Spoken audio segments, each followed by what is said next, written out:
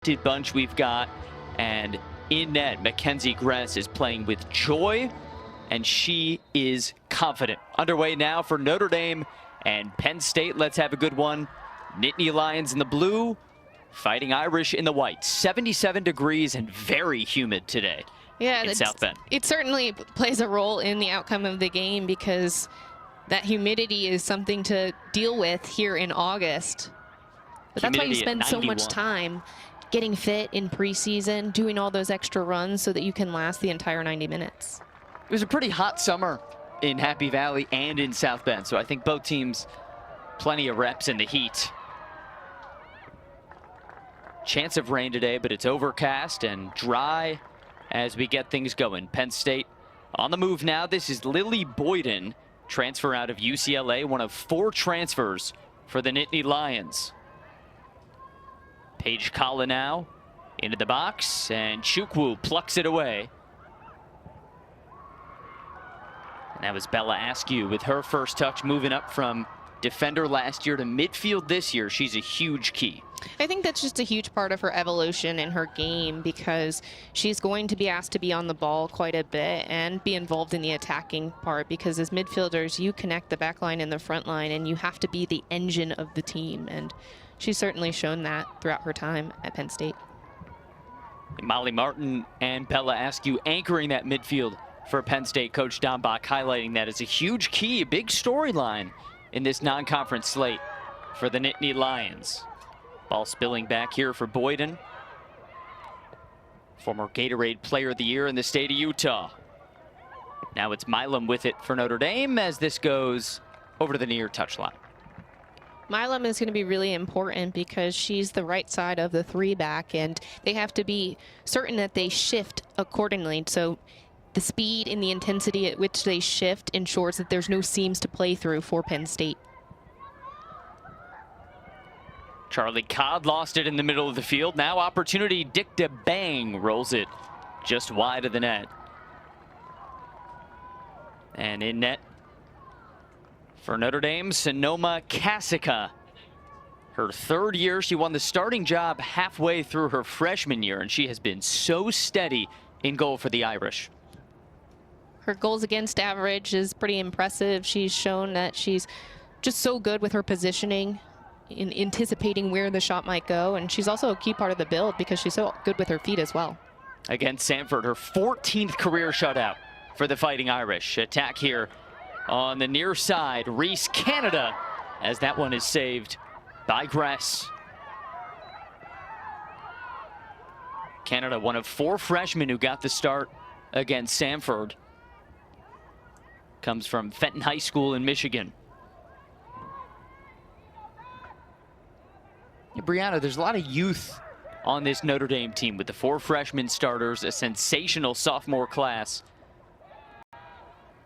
One of the things I love about being a freshman in the collegiate game is you get to make a name for yourself. And in these early games, it's a great chance for you to gain the respect of your coaches and your teammates. And I think the opportunity that presents itself just allows you to step into the moment with no fear and belief in what you bring to the table as a player. When we talked to Coach Dombach about Penn State's freshmen, she said, oh, well, for some of them, it felt after even a few days like they'd been with us for years. That strikes me as a huge compliment. I think it's really important when you just gain that experience through preseason, whether you come in early in the spring, because it really allows you to gel and create the chemistry that you need to have a successful season. Askew, little trouble here.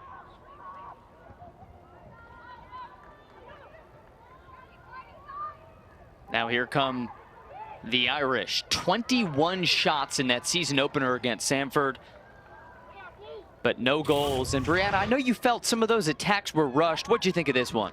This is an opportunity to drive towards the end line, but I don't mind the ball across the box because it forces goalkeeper for Mackenzie Gress to protect that space on top of the 6-yard box. So maybe even if you play a bending ball on the ground, it's even harder to defend.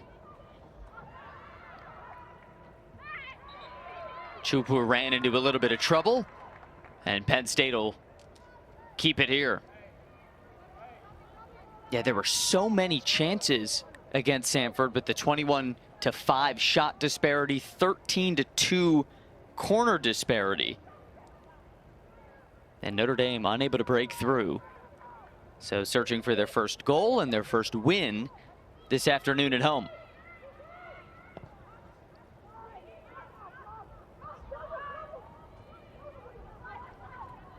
Looking for Paige Kalla here. Ball gets a little stuck, and a throw-in coming for Boyden. Well, Penn State coming off a season in which they won 10 games for the 32nd year in a row. 10-8-2 out of the Big Ten. Made it to the second round of the NCAA tournament. Here's an opportunity into the box. And cleared away for Notre Dame. Bristol Kirsch gets it up the field. You could see that she had her head up looking for somebody to stretch the line, and all 11 players were pretty low in their own half, and that's a great opportunity in transition to see if you can turn Penn State around and make them defend facing their own goal. High press, something you're looking for quite a bit today from Notre Dame. Oh, absolutely, because if you make the field small by making it predictable and forcing it one way, it allows all players to squeeze the space and win the predictable pass that may come towards the flank. And the Irish controlling here. Gabby Pareto. Sun coming out a little bit here at Alumni Stadium after a cloudy weekend. Here's Paige Kalla for the Nittany Lions. Chukwu comes in, and Irish control.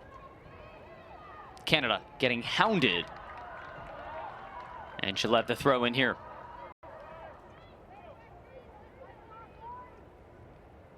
Reese Canada, another one of those 4 freshman starters from a few days ago. She had 2 shots against Samford. Actually highlighted by Penn State's coach, Erica Dombach, as a huge threat in the midfield. And here comes an opportunity on the far side. Blocked away. It looked like Kaylee Hare getting her body on the ball.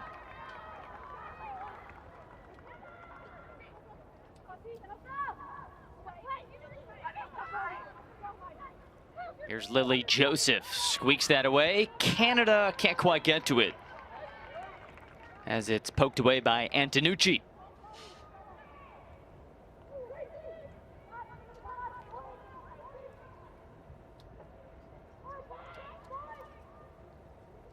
Now Canada looking for some space, and she finds Chukwu, who takes a tumble, no whistle, and Emma Johnson controlling.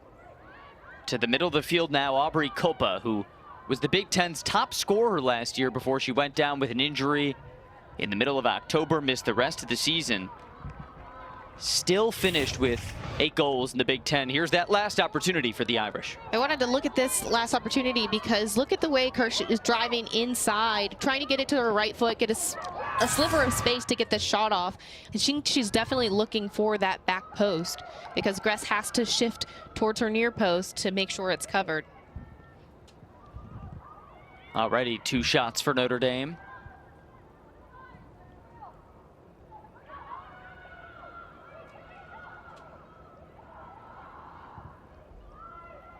And even in shots, Chukwu takes a tumble.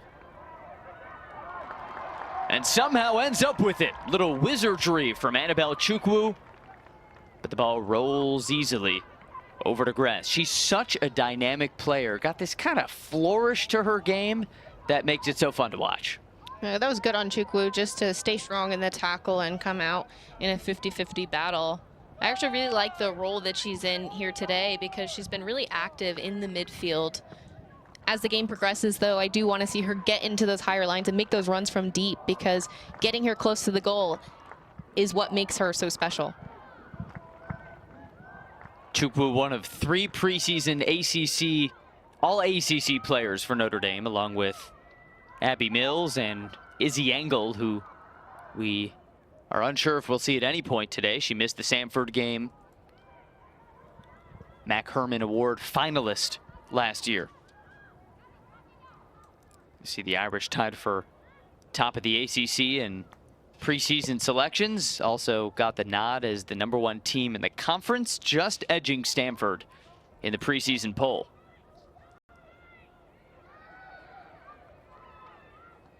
Turnover here. Kala slicing through, and it rolls right to Kasika. Kala was described as a player who is so technical. Her touches are so deft, and she had a little bit of hesitation to drag it across her body to continue driving forward and get a shot off. Coach Dombach said she really thrives in the defensive transition. That's been a big growth point for her. Coming out of Minnesota, where she was all Big Ten second team in 2024.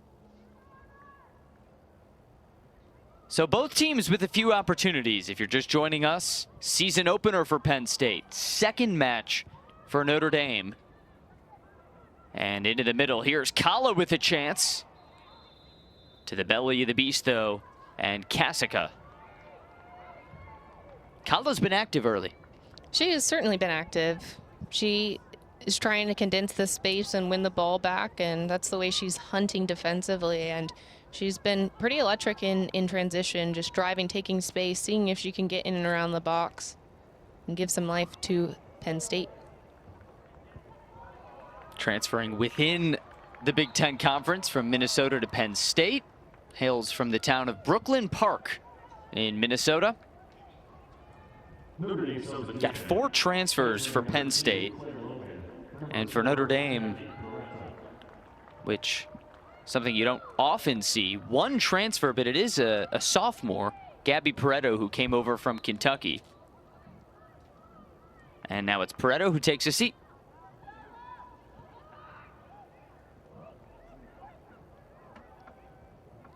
Dick DeBang loses it, and Notre Dame looking to turn some defense into offense, vying for their first goal of the season.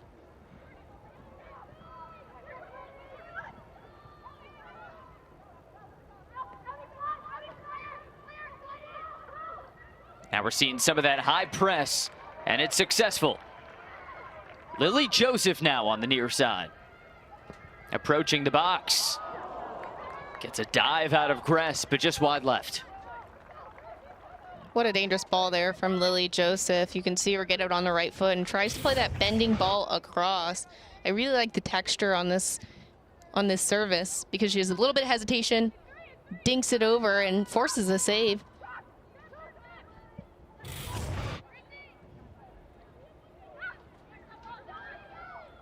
A little bit of a surprise there that this ended in a goal kick rather than a corner kick. Looked like Gress did get a finger on it, at least, but goal kick, and Notre Dame now controlling. Charlie Codd, the senior. Towards the middle and booted away by Antonucci, who's been really active early in the middle of the field. After that opportunity for Lily Joseph, she's a player, 8 goals her freshman year. None last year as her role changed a little bit. Such a threat for Notre Dame as another goal kick comes. The game is starting to settle a bit here about 14 minutes in. This is a chance for either team to really settle in possession and change the tempo as they progress up the field. I think switching the point of attack is going to be really important because a lot of both buildups have been centrally, and shifting the opposing unit will allow there to be through balls to be played into the space behind each back line. You're looking to shift in one particular direction.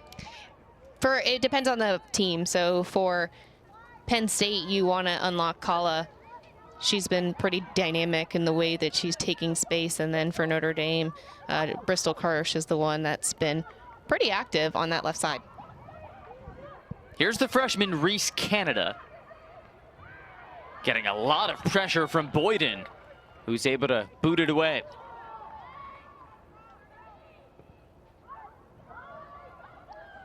Looking ahead for Johnson, and Kasika comes in and clears it.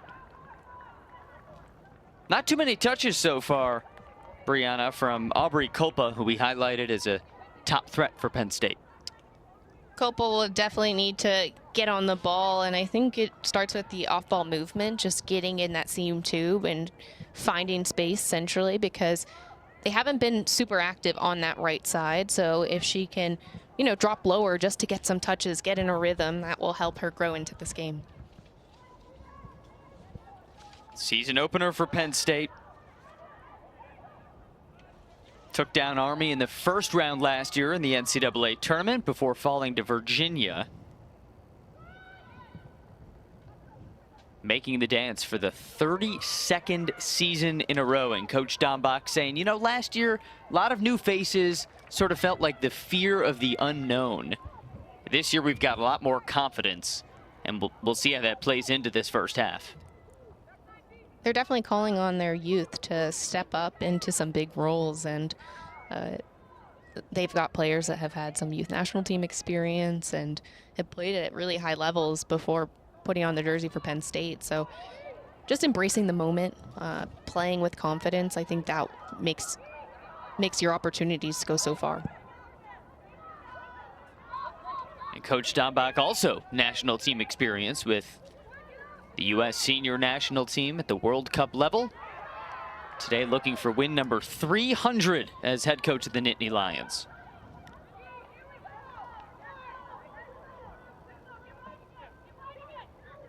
For Notre Dame, meanwhile, tons of expectations. Number 2 team in the country. As Codd loses it.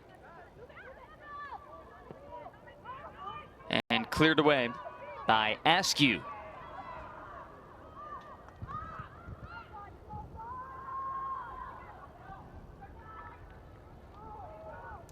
Well, Brianna, season opener, whether you're a freshman or a senior, it's the start of something new, right? You feel maybe a little extra something in your belly before kickoff. What do you remember about, you know, playing high-level games that were season openers, and what makes that unique?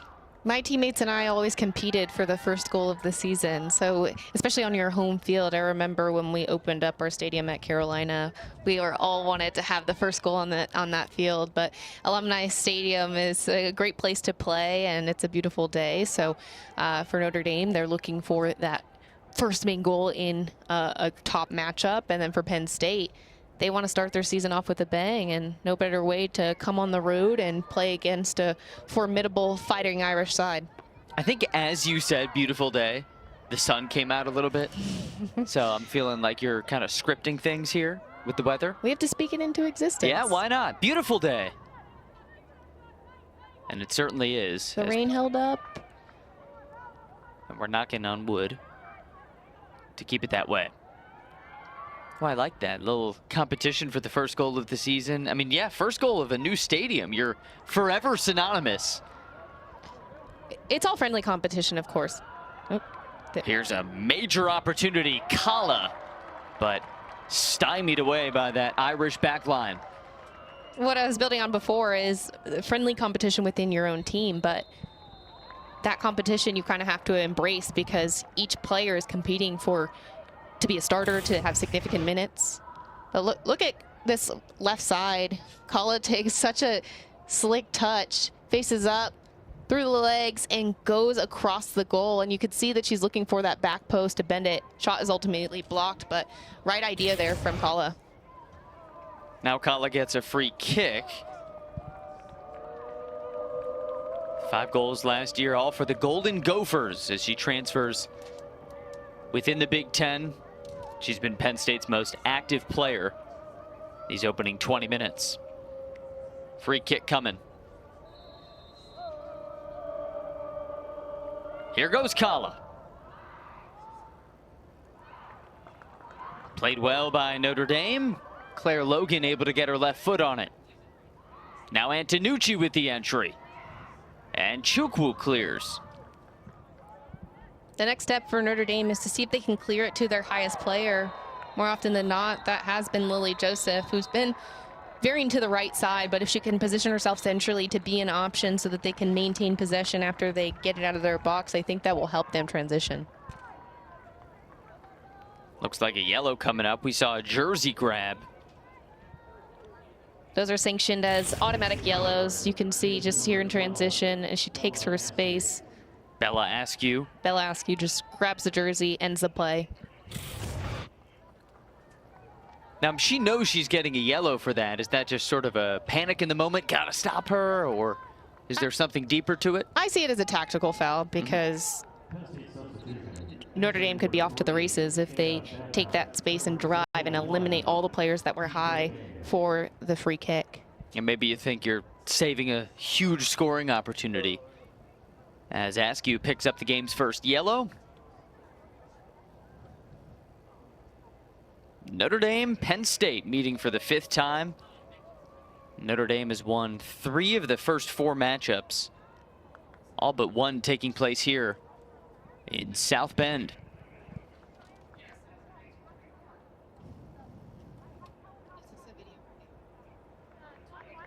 Now some bookkeeping for the officials. Our head referee is Sergio Gonzalez today. Doesn't look like they're reviewing. We do have 2 coaches' challenges this year in NCAA soccer, both men's and women's, but doesn't seem one is here.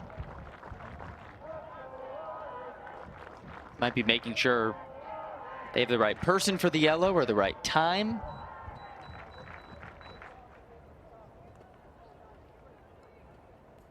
And looks like it was time, so it went from 24:50 up to 25:28, so making sure they got that right. And now we can play ball.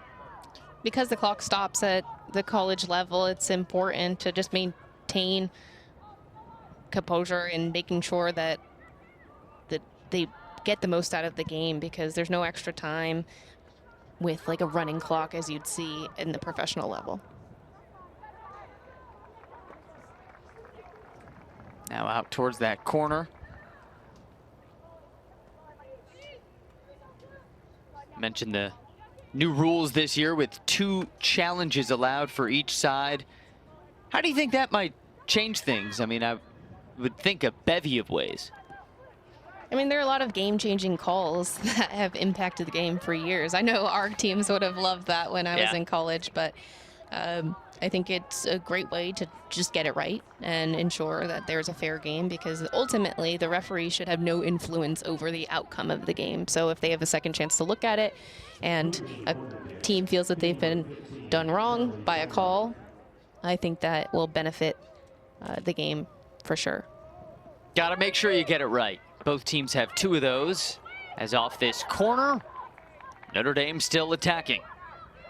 Abby Mills, preseason All-ACC, chases it towards that end line.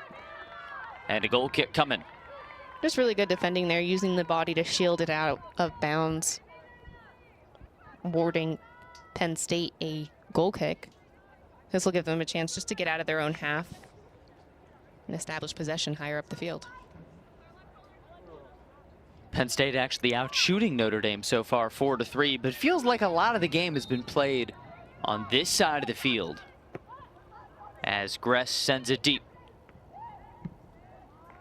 I really do think first and second balls is a key piece in midfield. That's been a key factor of, who's getting there, getting stuck in, and then connecting that first pass after the 50-50 battles. And a 50-50 battle here, won by Penn State. Throw in for Hannah Jordan. Jordan, Texas State champ in 2022. Her second season now with the Nittany Lions. Had a really hot start last year. Actually scored twice in her first 3 matches. You talk about getting a good mojo going early in the season. Jordan did that, certainly as a freshman. I think that definitely helps, because it sometimes feels like a monkey on your back when you just can't find the goal or can't find an assist. But once you get those stats early, it allows you to play with that confidence that we talked about early on. This one ahead leading Anna Babcock, who just checked in. Boyden now. Squeezes through the D. Lily Boyden into the box with a chance. And a corner is on the way for the Nittany Lions. I just love this attacking moment from Lily Boyden, getting involved, cutting inside, and then driving towards that end line. this is the type of aggression on the dribble that you have to have. Almost loses it, finds a way to spin out, and then takes that touch of separation to set herself for the cross. Blocked out of bounds for a corner kick. The transfers making an immediate impact. Paige Kala from Minnesota, Boyden from UCLA, and now the former Kala to take the corner. Off a Nittany Lion leg and then cleared by Joseph. A little bit of a scuffle there for Kaylee Hare, trying to get that separation. I didn't see who she was going against, but she ended up on the ground. We're expecting a competitive, physical game. These are two of the premier programs in college soccer. Notre Dame entering the season as the #2 ranked team in the land. Penn State, meanwhile, perennial threat as they've made 32 NCAA tournaments in a row.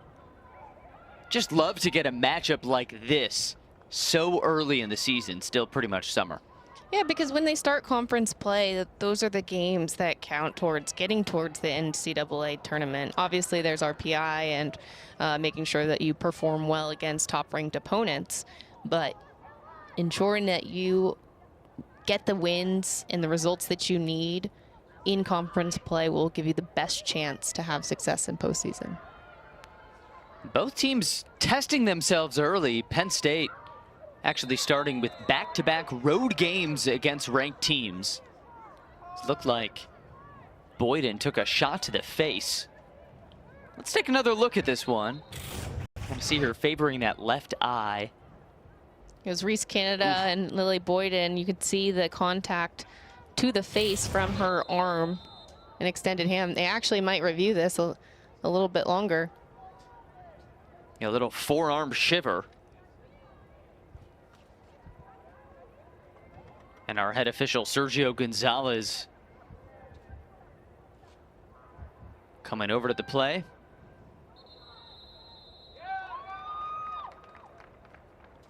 And they're going to take a look at this. The rules just say that you cannot make contact with your forearm to the face. I think heads are obviously a sensitive area, and obviously Reese Canada is trying to be aggressive defensively and win the ball, but that does appear to be pretty aggressive to the point where it could potentially be a yellow. I mean, by the letter of the law, forearm or elbow contact to the face, that's what we see. So we'll see where this video review leads. Early on, Penn State, Notre Dame, if you're just joining us on ACC Network Extra, good to have you with us. Hope you're having a nice weekend. For Notre Dame, it's their second match of the season, coming off a 0-0 draw against Samford, in which Notre Dame got 21 shots off. But Samford held strong, a perennial contender, I will say, out of the SoCon Conference. That program, no joke at all, as Notre Dame drew with them. Penn State, though, season opener for Erica Dombach's team. Erica Dombach and the Nittany Lions are on the road looking to start their season off with a bang, and getting to play against a team like Notre Dame, who has such a great coaching staff, will give them a great test to learn, where the areas where they need to become better, the areas where they're successful. They'll learn the relationships that they have between the players, and ultimately it will help them grow. I see a yellow card in the right hand of our head official. Looks like he's done with the review, just communicating with both coaching staffs. Nate Norman, 9th year lead man for Notre Dame. He played here, winning 2 Big East titles before a professional career. We mentioned Coach Dombach on the verge of a milestone, looking for her 300th win this afternoon. Well, Coach Norman's going to be looking for number 100 soon. He's at 97 career victories at Notre Dame. He's definitely had so many players who have had success in this program, who have gone on to represent the NWSL well and other professional leagues. So his coaching status is really, really great just because he finds a way for his teams to be aggressive, create and score goals, and really be great contenders in postseason as well. Coach Norman has built a great program here in South Bend, and now there's the yellow for Reese Canada. Sort of seemed like that's what we were expecting. Didn't seem like there was malicious intent, but it definitely was on the more aggressive side, and obviously with the elbow and the forearm making contact with the face, it leads to a caution. Yeah, that's painful. So Reese Canada gets the yellow. But this is good while they have video review. They can ensure that a fair game is called and that each team gets the justice that they deserve throughout the course of the 90 minutes. And each team with a yellow so far. Bella Askew for Penn State, Reese Canada for Notre Dame as we tick under 20 minutes left in the opening half. Both teams out for their first goal of the season. Into the middle of the field, speed battle won by Kate Kemmerly, who got the start today over Morgan Roy, who we saw leave the Samford game early after some shin-to-shin contact. Joseph gets it back. Mills. Really good space in seam two, receiving the ball on the half turn, looking forward. Unable to connect there with Charlie Codd. A little choppy as the ball moved forward. Now one-on-one battle. It's won by Kolpa. Kolpa saved by Kasica. First true opportunity for Penn State's top goal scorer. Great run there from Kolpa just to get around Abby Mills and find a way to cut her off. I think she can continue over to her right foot because taking that touch in front of the defender forces them to either foul you or it gives you a clear chance to open your hips and potentially slide the ball to that far corner.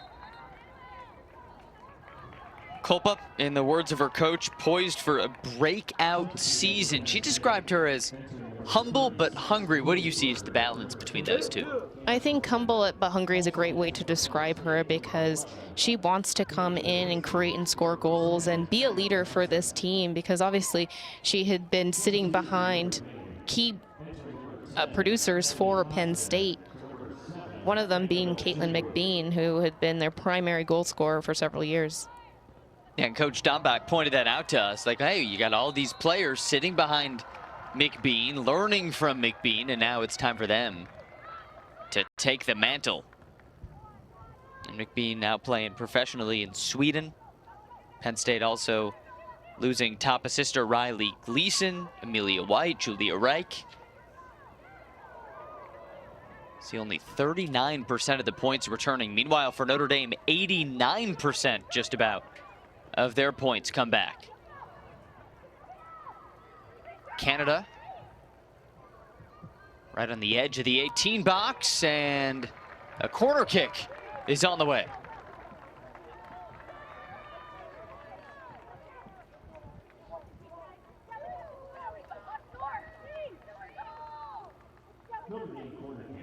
We saw Notre Dame rack up 13 corners in the season opener against Samford.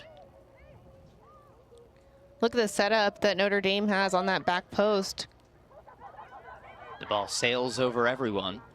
It seems that they're trying to create the isolation on the back post to potentially square it back across the goal, but they were unable to connect and find a way to keep it alive within the 18.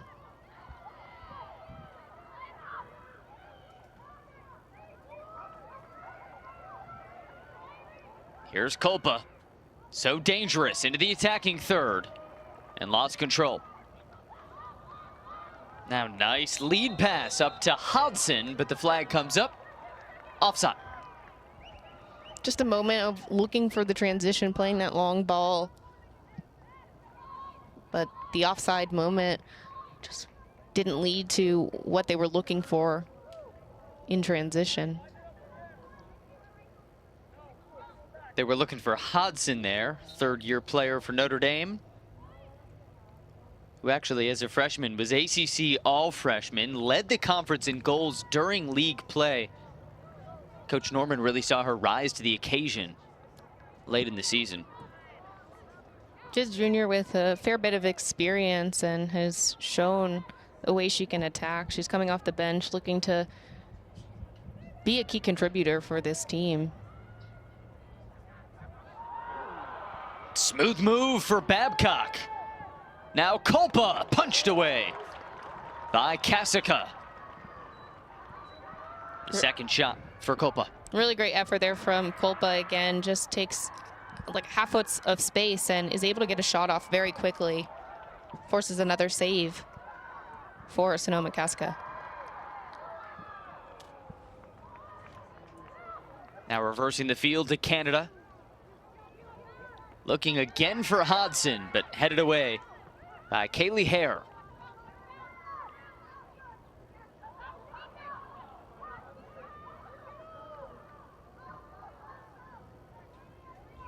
Three saves so far for Sonoma Kasica. Two of them on shots from Kolpa. Kasica, the junior out of Shorecrest Prep, down on the west coast of Florida.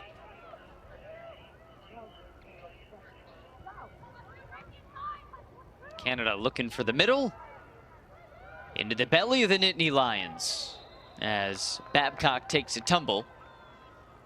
Let's take a look at this last look from Aubrey Kolpa, who we're starting to see get much more active, Brianna. So yeah, I just love this touch, quick pass inside the seam, and Kolpa takes a quick touch and then hits it towards that back post. And then we can see a foul from Ellie Hodgson. It was a quick save from Kasica on that Kolpa chance, just punching it away with the right hand. Just good positioning. She was in the central part of the goal, able to cover both sides fairly well, but I just love the effort from Kolpa to just get the shot off quickly and keep the goalkeeper honest. Kolpa's got to have a little more of a fire in her belly. I mean, she was the Big Ten's top scorer on October 12th when she went down with an injury, missed the season's last 6 games. Now gets a fresh start, healthy, back at it. Being healthy is such a gift, especially because the collegiate season is so short. So one injury can derail your entire year. So she comes in ready to perform and show all that she's capable of. Once you get injured, you never take health for granted, right? Oh, absolutely. Because, I mean, so much of it is in your control in the way you prepare and the way you recover. However, there's just some unlucky moments from time to time, and it's something that every athlete deals with throughout the course of their career.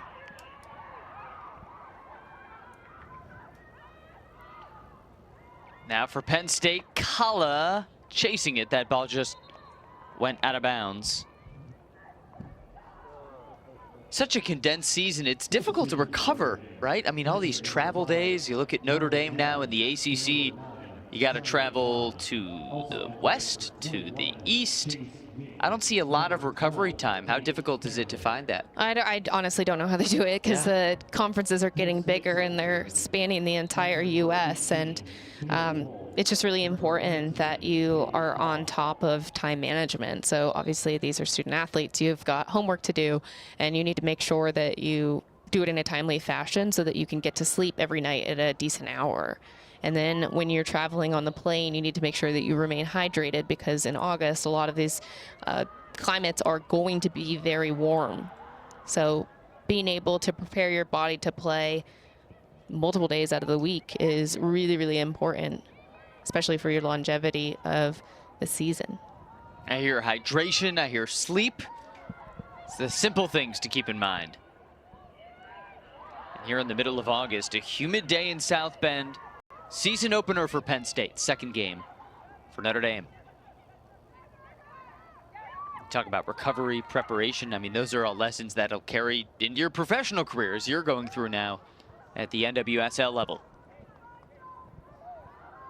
I think that's what sets good players apart from great players because you need to just ensure that you give yourself the best chance to perform in practices and in games because Your time on the field is earned in training, and you have to create good habits with moving with intensity, taking quick touches, making sure you know the space around you and have your head on a swivel, and ensuring that you have the proper amount of rest, hydration, and nutrition.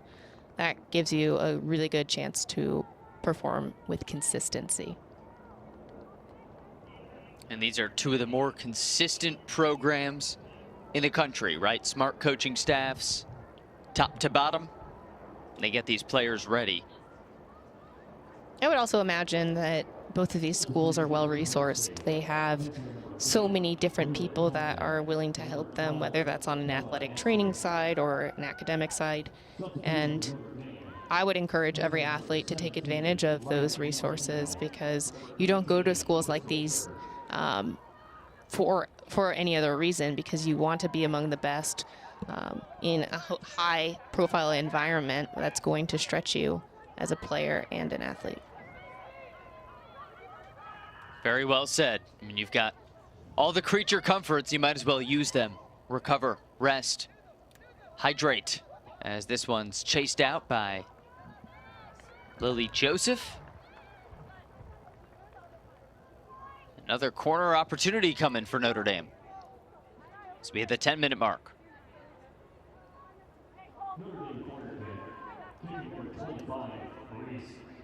And Reese Canada ready to take it.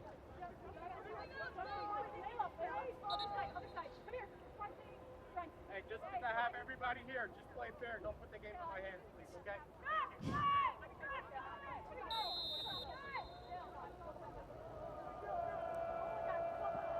So Canada the corner over to the near post. Notre Dame holds it. Syra, nice touch. Now Ying comes in for a play.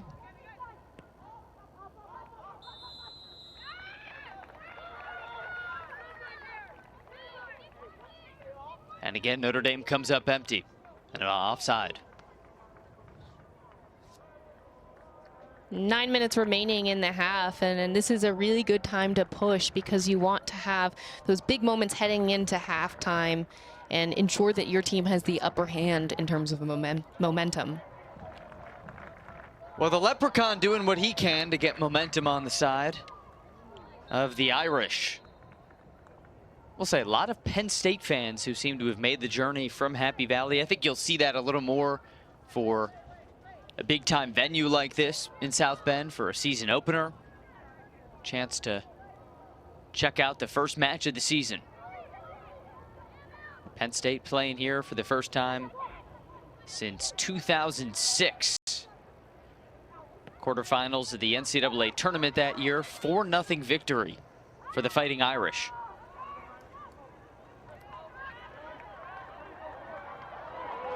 Syra twirling around.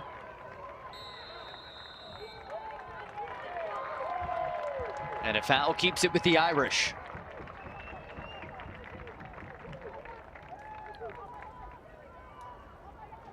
Looking to get some mojo going offensively. This is a Notre Dame team that hasn't scored since the first round of the NCAA tournament last year. 4-0 win over UIC back on November 15th. Notre Dame can definitely be dangerous here because they've got a great height on their front line. Gress got two hands on it. Irish hold, Syra. Canada with a nice touch.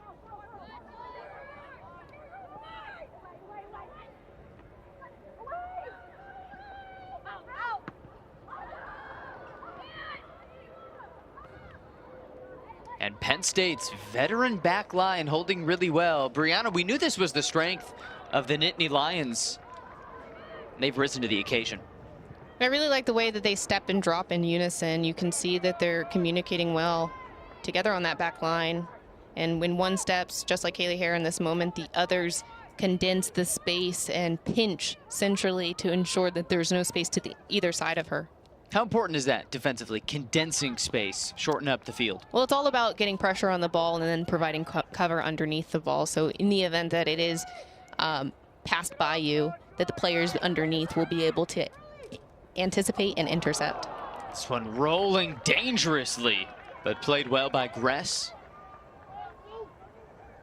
Notre Dame widening things up here.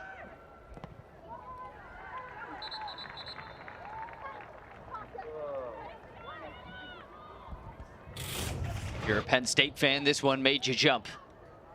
Just two players contesting one ball, and then a dangerous bending ball across that 6-yard box. You know, I love service like that because it's so difficult to defend, because the goalkeeper's often being aggressive off their line while you've got center backs crashing on that same space. So if there's any form of miscommunication, it could be a good window for an attacker on Notre Dame to toe poke it in.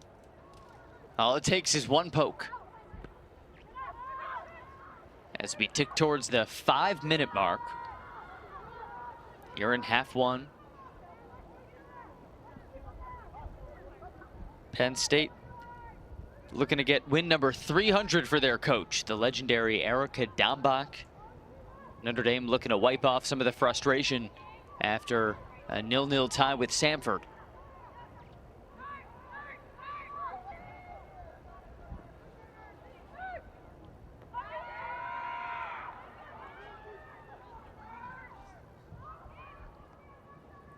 And Casca will have a chance to clear here. Under 5 to go, first half at beautiful Alumni Stadium.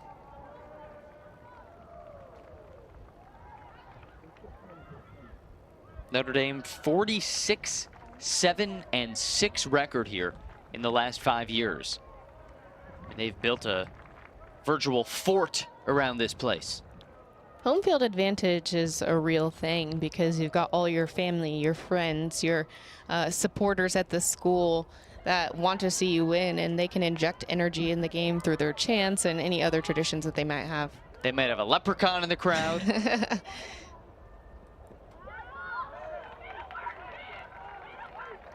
It's that undefeated at home last year in the regular season. Before that, double overtime loss to Ohio State, round 2 of the NCAA tournament. Hey, you played here back in 2018. You know what it's like to come in as a visitor to a place like this. That was a 2-1 win. I remember it being a chaotic game. We scored 22 seconds into the game, and then they equalized just a few minutes later, and then we found the way to get the win in the 85th minute.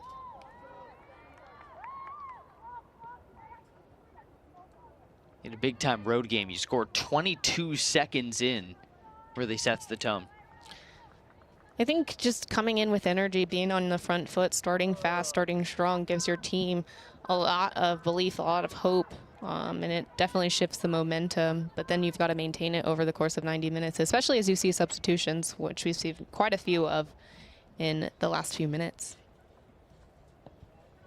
So if you're a player coming off the bench, you just need to make sure that you're studying the game, seeing the spaces where you can get involved, and then you've got to match the energy to ensure that you are at the level as soon as you get your first touches in the game. Right, you can't have a dip. Pretty high energy match so far, as Penn State has actually outshot Notre Dame 7-3. 3 of those 7 shots on goal.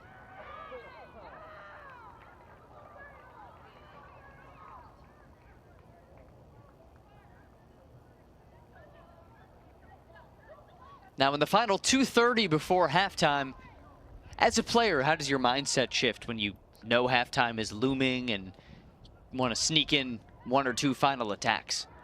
You just have to be thoughtful about the play in front of you. So if you are in the attacking third, is there a real opportunity to attack the box and try and score a goal? But you want to mitigate the risk in your own half, because, you know, going into halftime tied is obviously ideal, but you definitely don't want to concede in one of these big 5 moments. And to describe it, big 5 moments are the first 5 minutes of a game, remaining 5 minutes before halftime, before and after a goal are scored.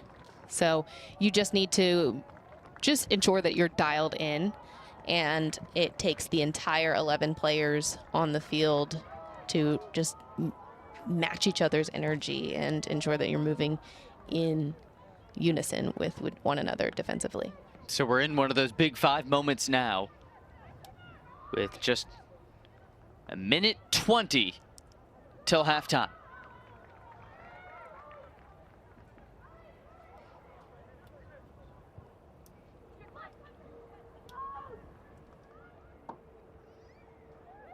Penn State looking for an attack. Here's Culpa, who has 2 shots on goal. Now Notre Dame clears it away with Adams.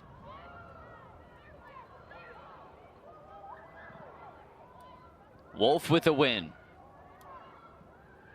Into the box now and headed away. A corner chance coming for Penn State with just 40 seconds and counting till halftime. This is a big moment for Penn State. You can see them committing most of their numbers forward to try and find the go-ahead goal. A corner kick is a set-piece opportunity, so you want to create some sort of isolation depending on what they're looking for. You can see the numbers lined up right on the goal line. Makes it difficult in the view of the goalkeeper. Paige Pazinski, the freshman, towards the middle and just wide left. Off the left foot of Molly Martin. Well, this one was razor thin, Brianna. Just a quality chance. Look at the movement by Kaylee Hare just to redirect it back across the frame. And then, as I mentioned, there were players on that goal line that popped off to try and redirect the ball back on frame. A good chance there by Penn State just to end the half. Maybe the best chance yet for Martin is Penn State and Notre Dame going to halftime tied with no goals apiece. And Brianna, early mojo in this game. How would you describe the energy? I'd say it went back and forth. Both teams had their moments where they were on top, but obviously 8 shots to 3 in favor of Penn State showed that they were more aggressive. I think for Notre Dame, can they connect the ball higher up the field and get their numbers closer together? So it starts with their off-the-ball movement and opportunity to toe poke it in the goal. Now ready to let it rip. Half 2. It's great to have you with us. If you're just tuning in, season opener for Penn State here on the road, while Notre Dame plays its second match after a 0-0 draw Wednesday right here against Samford. Sam Brief, Brianna Pinto, our wonderful crew. Happy to have you with us. Notre Dame in the white, Penn State in the traveling blues. And talk about the big 5 moments, Brianna. I know coming out of halftime, mighty important. Big 5 moments are all about mentality, and you want to be aggressive whether you're in pressing action. You need to ensure that every player is stepping up with the same intensity. And then you just want to be really thoughtful about how you're going to attack the attacking third. For Notre Dame, it's been a little bit disconnected at times. And for Penn State, it's just about maintaining possession in and around the box so that they can have several chances after another. Here's Bristol Kirsch, who was really active early, sort of faded away a little bit towards the end of that half.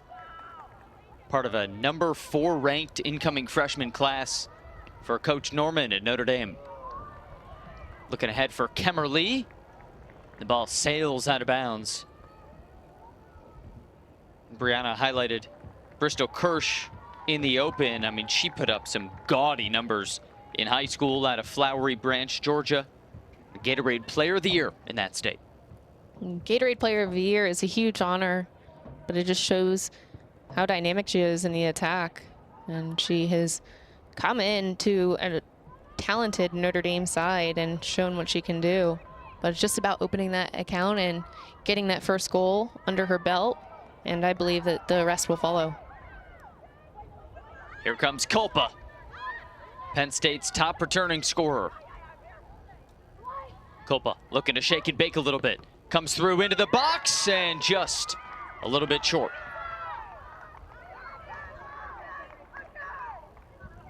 Culpa getting much more active as this game goes along.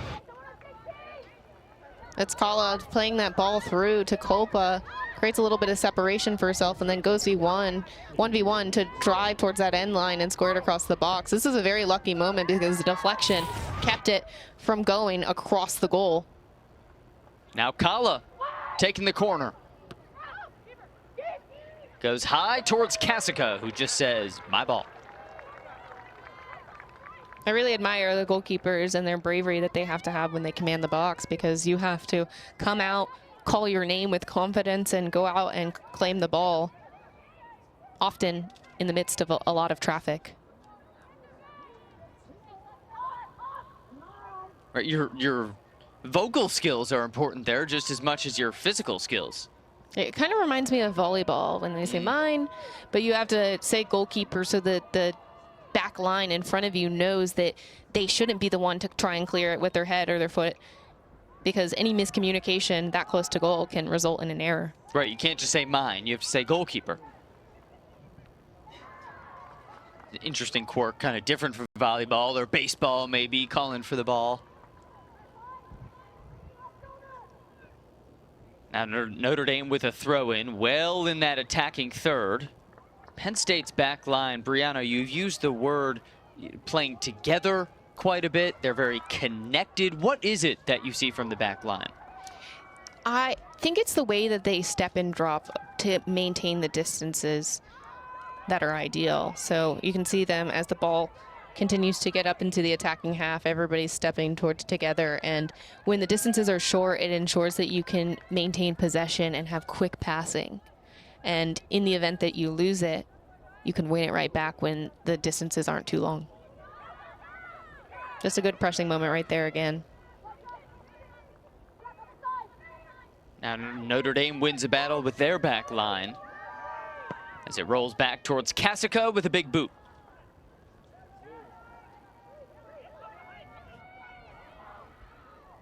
The wind starting to blow a bit right to left here in South Bend.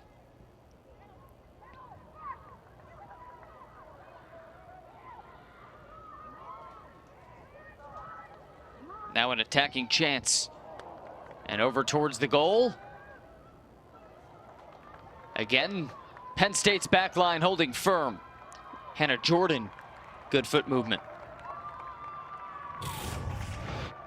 Another good moment for Kirsch to go 1v1 and try to square this ball across. I love that touch, though, from Gress, because she hits it with her leg, and there were oncoming runners that were looking to crash that ball and hit it into the back of the net. So that was an important touch by the goalkeeper.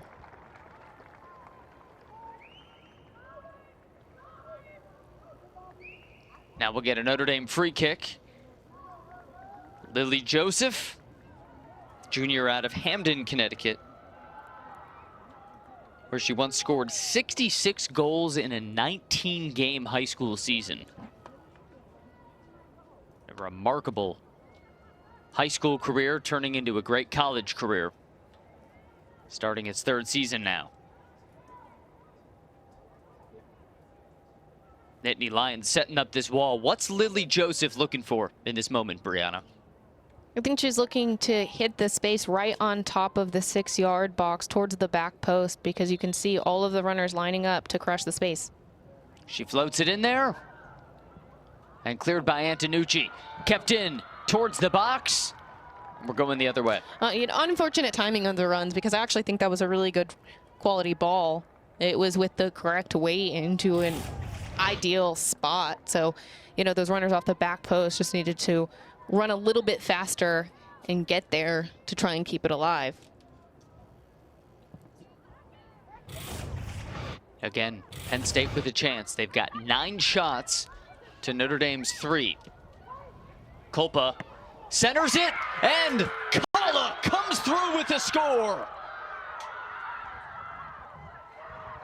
The Road Warrior Nittany Lions strike first in South Bend.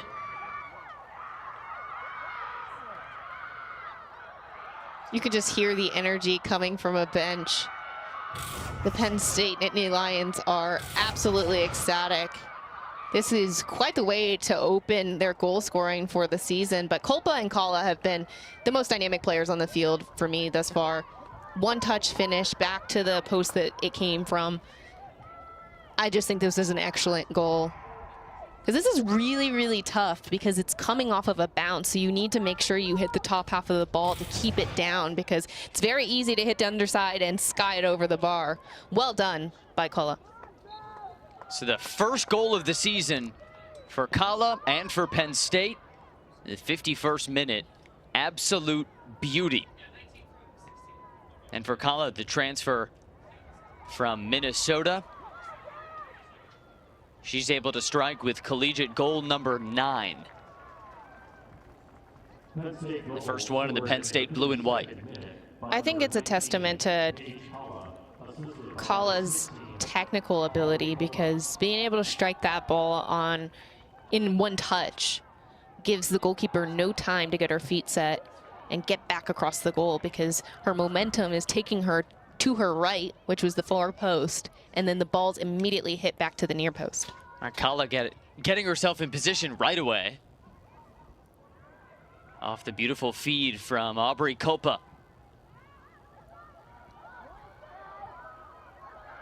And looking to add to it now. Kopa breaks through, rolls it in.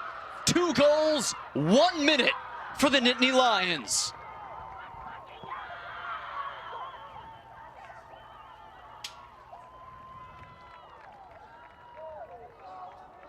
Just a class effort there from Kopa, just to get on that last line and make the run. I just love this ball over the top. She anticipates it well, uses her speed to continue pressing, gains it, and then there's the composure just to slot it into the lower left-hand corner. That's the experience that this Penn State team needs. Just having a goal and an assist in such close succession is really, really important for putting a strong footing in this game. Penn State coach Erica Dombach said number 16, Aubrey Kopa, is poised to break out this year. And in 1 minute, we see her set up Kala with the assist and then score herself. It's 2-0. Kirsch the entry. Notre Dame looking for a quick response. Joseph, big right-footed strike. Sails up. As for Notre Dame, it's really important for them to gather.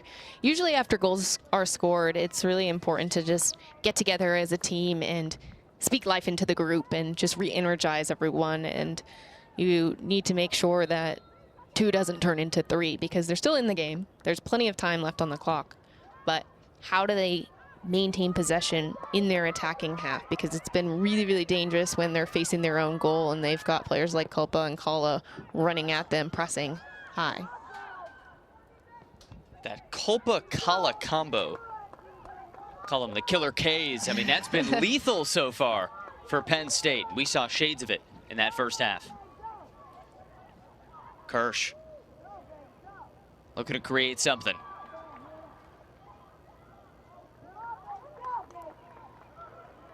Back to Logan, the senior out of Vancouver. This is another example of kind of rushing the service. I think that was a chance to just take the space. That's Claire Logan. The ball was recirculated back, and I think she can take the space and drive and then decide if she's going to serve the ball or even have a shot herself.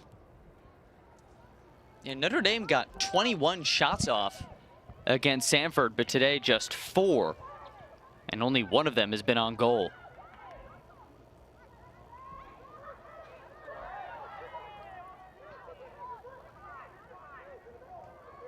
If you're just joining us, it was 0-0 at halftime. Penn State then breaks through with 2 goals in 1:19, courtesy of Paige Kala and Aubrey Kopa.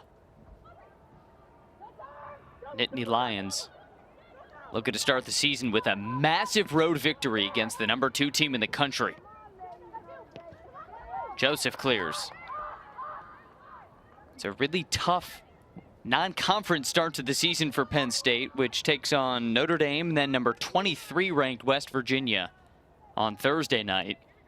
It's actually the 3rd season in a row they're opening with back-to-back road games against ranked opponents. That seems to be the formula now for Coach Dombach.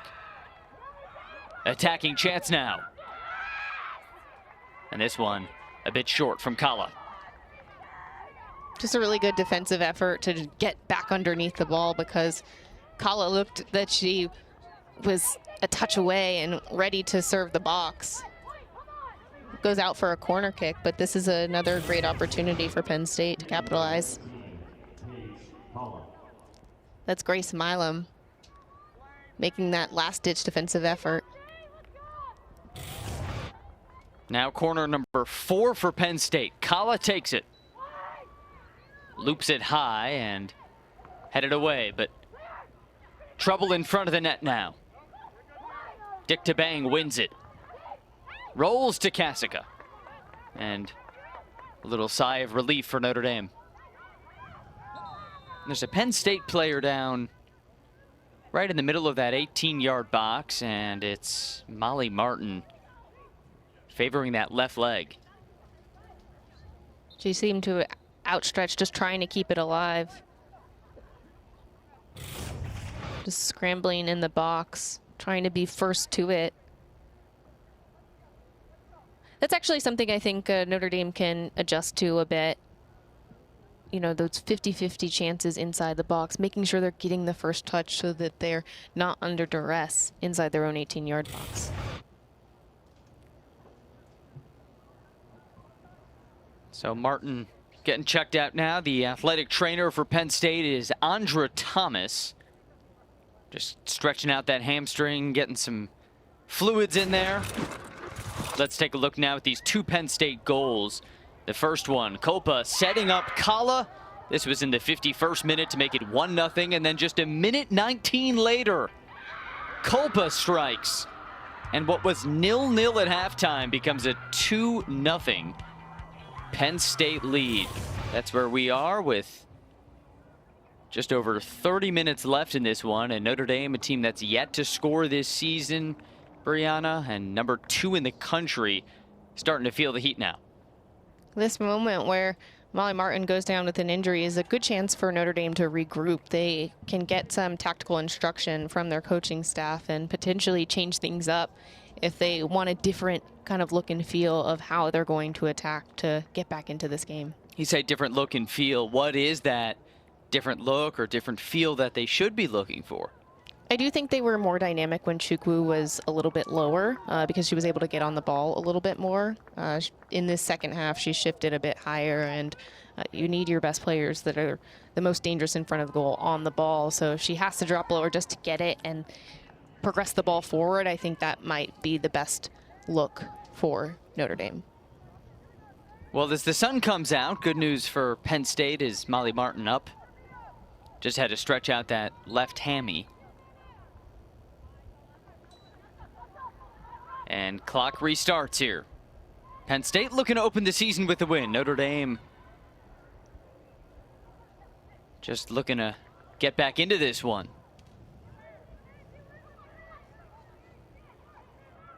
Todd gets it poked away. Now Logan ahead of the freshman Kirsch. One of 5 freshman starters today for Nate Norman's team. And a foul. Give a free kick for Notre Dame. I like that strength from Kirsch, just to use her body to create separation for herself, draws a foul. Receives the ball, a lot of contact, and just shoves away Askew just to create some space for herself. But this is an important moment just for Notre Dame to progress up the field. I think it's a little bit deep to serve the box, but potentially they can create some isolation on this left-handed flank. Now video review coming again from the officials. Sergio Gonzalez, our head referee. We saw one of these in the first half on a yellow card that was called against Notre Dame's Reese Canada. And now back to the replay. Again, I'm a big fan of video review. I feel like this refereeing committee has not been overly reliant on it, which is great. With the new rules, it requires that the coaches request a video review challenge. So I think it's a good chance just to make sure that they're calling a fair game. We're going to take another look at what's being reviewed now. This was the last play. Kirsch for Notre Dame getting tied up with Askew. And then the contact there with Hannah Jordan. Yeah, and Askew is on a yellow card, so she just has to be extra careful when going into those challenges, making sure she's not using her arms to grab jerseys or anything of the nature, because she's an important player for Penn State. They need her on the field, and she just has to remain smart in her defensive actions.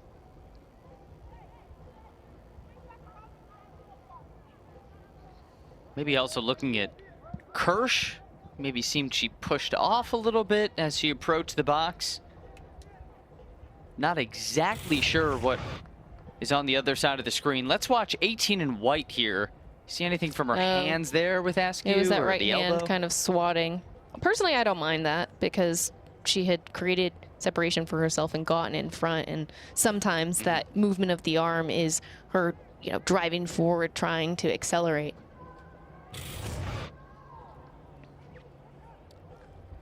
And we're being told they're looking at that right hand of Kirsch, which you say you're okay with, but they think worth a look. Because she wasn't looking in the direction, I think it was fair game.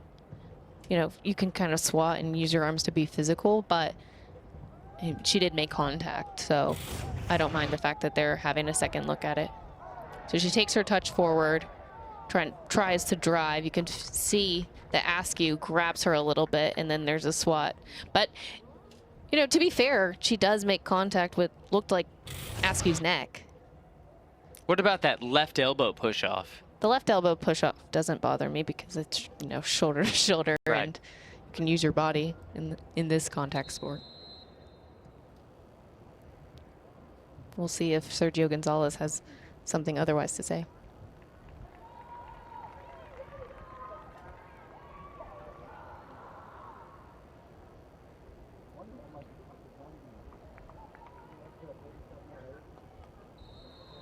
Well, no card issued. And Notre Dame keeps it with the free kick. So seems you were okay with it. So was Sergio. Now Canada sends it high off the crossbar. Chukwu gets a foot on it and finally cleared away. Oh, so close for Notre Dame. Still on the attack, Joseph. Ahead to Chukwu. Can she dazzle? Chukwu into a brick wall and finally cleared by Bang. Notre Dame's best chance yet.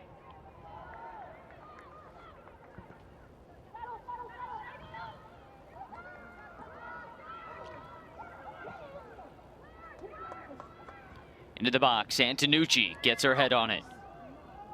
Notre Dame desperate for a goal. Haven't had one since last November in the NCAA tournament. And Brianna, that last opportunity, as close as it gets off the top of the goal. Here we get another look at it.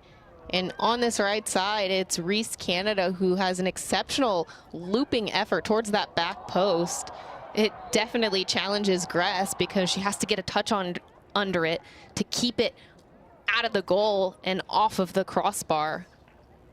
And then Chukwu. I really like that instinct from Chukwu just to try and get something on it and redirect it back onto frame.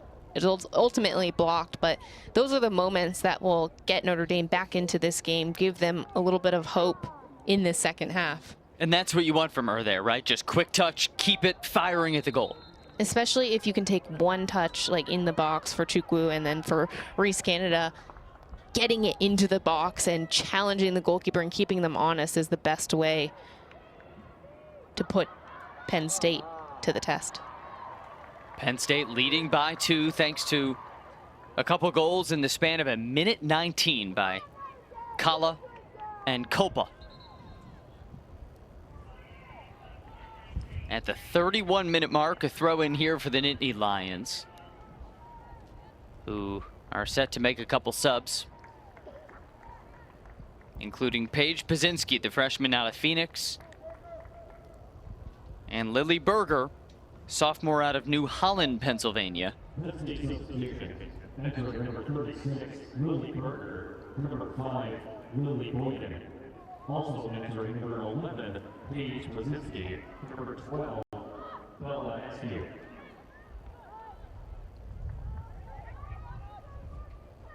We knew coming in Penn State's strength, really the veteran backbone of this team, Brianna, was that back line. Communication for the defense, top notch. And they'll get tested here these final 30. I think this back line has done a really good job remaining calm. They haven't had too much to handle here throughout the game, but they've just shifted well. They've cleared the back line. They've stepped aggressively. They haven't really given Joseph or Chukwu a chance to get activated in and around the box. Now Kirsch, entry for Chukwu. Right on the edge of the box. Back to Kirsch. Kirsch the entry. Sails high. And again, Penn State staying cool, composed, no problem. Antonucci down as we take a look. I like this ball from Kirsch, just to serve right on top of the 18 to the open runner. The header goes over the bar, but this is the type of service that they're going to need to get back into this game, because you can see Gress stepping out aggressively, trying to challenge the ball, and that collision can lead to a moment of confusion. So I would encourage Notre Dame to continue serving the box when possible. That was a freshman connection with Kirsch looking for Kemmerly.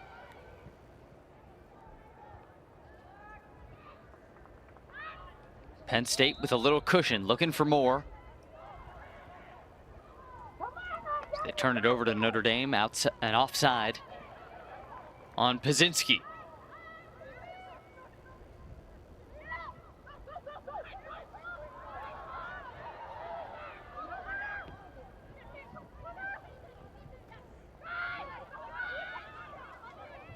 Here's Kala. Towards the box, takes a tumble, and there's the whistle. Really great individual effort from Paige Kala, just driving inside, trying to get a window to shoot, and she draws the foul. Takes her touch forward, and then baits the defender, and then has that deft touch inside to create a little separation. And this is prime real estate for a free kick. I would expect that they will attempt to hit this on frame. All right, take me through Kala's mind here. You see Kosika setting up right on that near post. So what's she after?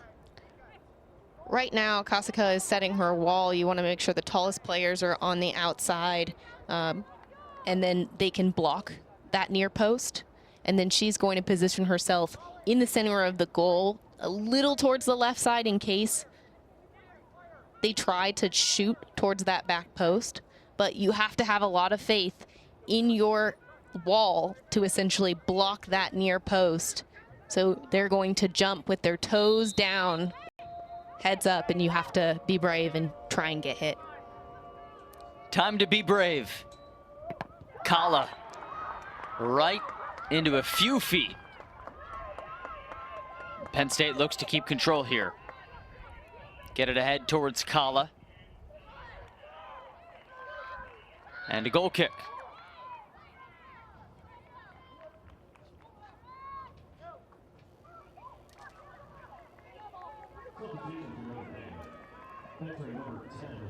For Notre Dame, Ellie Hodgson comes back in. Junior out of Dripping Springs, Texas. And the sophomore, the only transfer for Notre Dame, Gabby Pareto, who came this season from Kentucky. This one ahead towards Kirsch. But again, the cool and composed back line led by Lily Berger wins the battle as Berger takes some grass.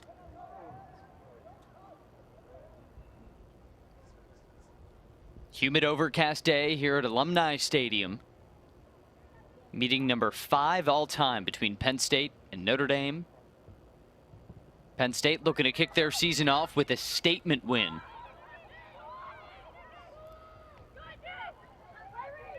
Nicole Crane battling here. Her first touch. Looking to keep it in the attacking third.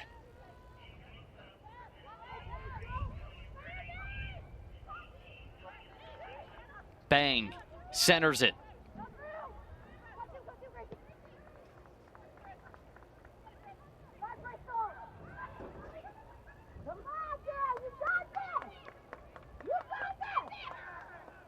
And chased out of bounds there by Hodgson.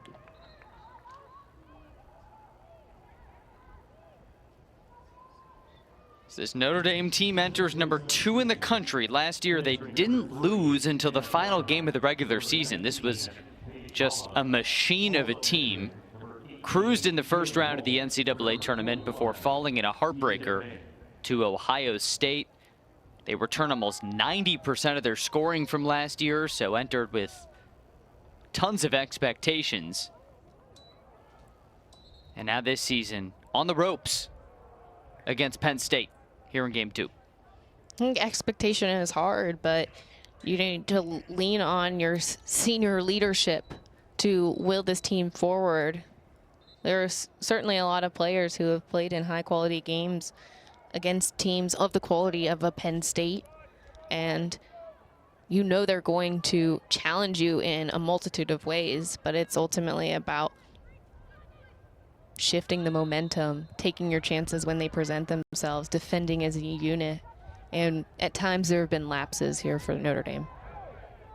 How much of this, Brianna, do you attribute to having no Izzy Angle? I mean, we can't underemphasize they don't have the reigning ACC Offensive Player of the Year today. They didn't have her against Samford. So how much of that do you attribute the scoring drought? I think it's definitely a challenge because Izzy Angle is in a class of her own. Just the way that she creates opportunities out of nothing and is so composed in front of the goal. But again, it's a chance for other players to step up and prove why they're here. I think everybody was recruited for a reason, and they have their own individual quality, and you've got to be a student of the game and figure out how you can best serve your team within the confines of your structure and your formation. A chance now for Kirsch. And the ball rolls out of bounds off the right foot of Hodgson. So again, a Notre Dame opportunity promising at first, kind of dwindles away at the end. It's Kirsch driving inside, trying to create something just to get a look. Like this little bit of skill work. Hodgson tries to just get anything on it, but it isn't really a quality shot. It's not on frame. I think that's a moment just to have a give and go, maybe, where Kirsch knocks it to her, moves again, and then you could set it for a better quality shot. That's a freshman, just her second collegiate game out of Flowery Branch, Georgia. Lily Joseph, her back to the goal.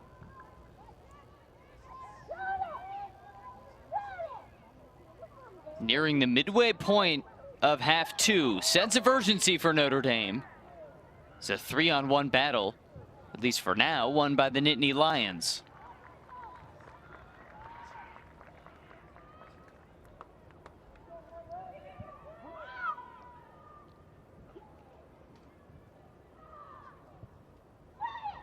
Kirsch centers again. Joseph, good look.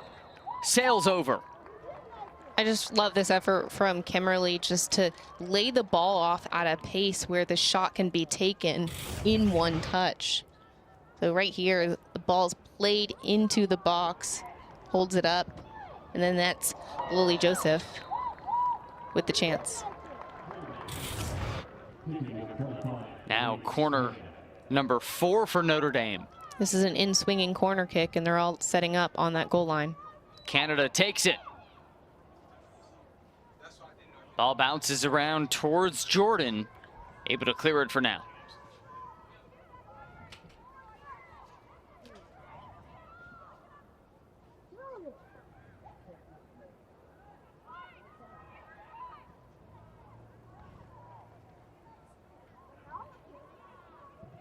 Charlie Syra One of those 6 freshmen, and just off the post.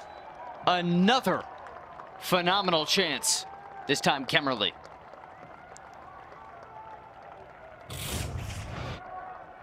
Look at this ball from Syra. Gets it back to her right foot and loops it towards that back post. Really a dangerous challenge there from Gress to the oncoming runner on the back shoulder. That's Kemmerly. And then that what a tries to collision. head it. They both seem to be okay, which is great news considering just the intensity that they hit each other. I mean, they were both going full speed. Gress just charging in like a bull. And the other thing that's challenging is neither of them are looking at each other. They're both tracking the ball while moving at pace. So that type of collision can be very dangerous, but that's the price you pay when you are a goalkeeper or an attacker trying to score or keep the ball out of the net. But how bad do you want it? Now Nate Norman issuing a video challenge. So we'll take another look. so she's looking at the ball. She makes first contact. Honestly, I believe that's a foul because Gress doesn't make any challenge on the ball. And here it is, a penalty. So they will say a foul against the Penn State goalkeeper, Mackenzie Gress. And that'll set up Lily Joseph with a PK opportunity to make this a 1-goal game. Looking for Notre Dame's first goal since last November.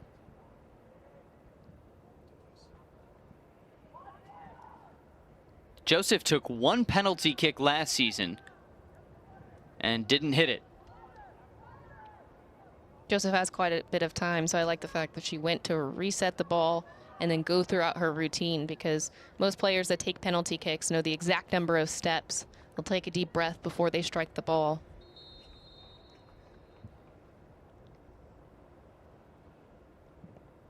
And Joseph strikes it through. Notre Dame's first goal of the season. Just well done by Joseph, just to step up, take it with confidence, hit it towards that left-hand corner. Gress gets the wrong way, and it brings Notre Dame back into this game. And for Lily Joseph, not just her first goal of the season, but her first since her freshman season. And this was just smooth like butter.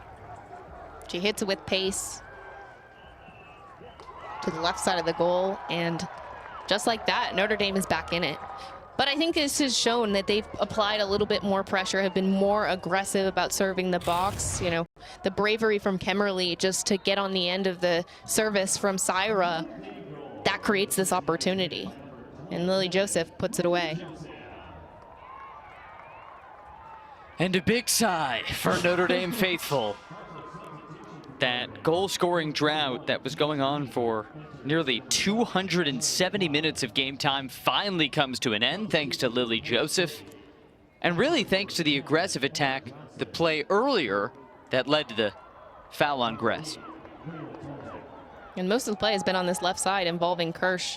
And here is Kirsch, a little shimmy, and struck away.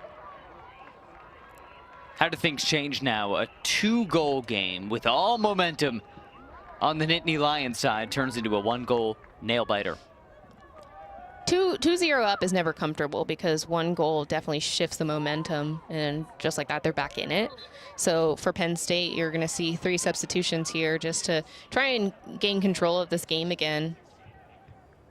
A lot of pressure has been on this left-hand side, right-hand side for the Penn State Nittany Lions.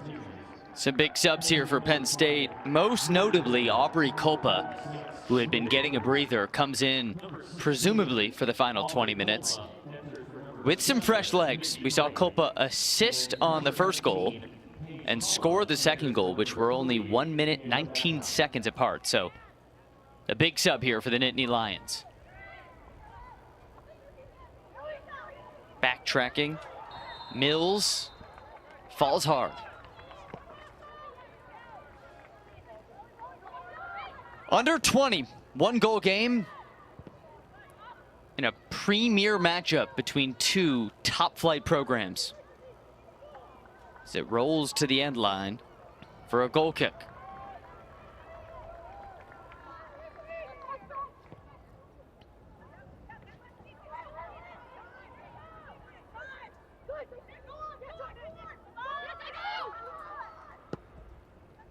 Sonoma Cassica hasn't really been challenged in the last 20 minutes or so since that goal scoring flurry.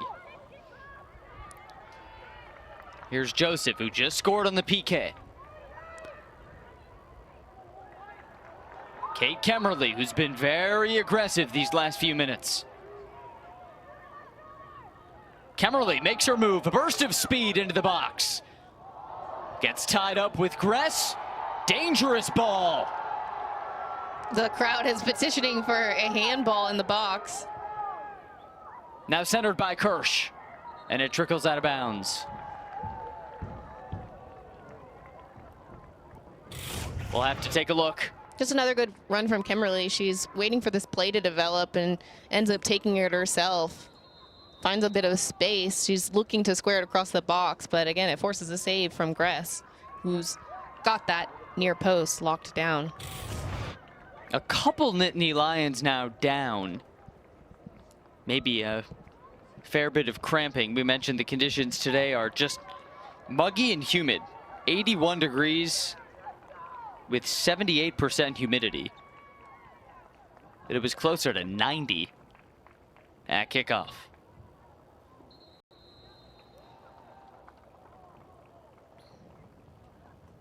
I'd imagine a little bit of fatigue is starting to set in with 18.5 minutes left to play. So chance here for a quick breather, a hydration break, informally. These hydration breaks are a great time for the coaches to just get in connection with their players and figure out what they want to do differently tactically. And Coach Dombach is talking to her team, figuring out how they can maintain a lead and possess the ball outside of their own half. It was 0-0 at halftime. And things have heated up in a hurry. So here's exactly how they heated up. We start in the 51st minute. Aubrey Copa sets up Paige Kala for the game's first goal. Then, just a minute 19 seconds later, Copa does it herself to make it 2-0 Penn State. It was all Nittany Lions, all smiles for the visitors. Then about 20 minutes later, PK dynamite. Lily Joseph scores the first goal of the season for the Irish. Now 2-1, the Penn State lead, 18:27 left. And after the match's fourth video review, our head referee, Sergio Gonzalez. He's a pretty Happy chatty guy. Yeah, he's a happy happy guy. I had him as a referee in college, yeah? and he's been really consistent. Just so friendly, loves what he does. Good referee overall. Looks like a good hang. Yeah.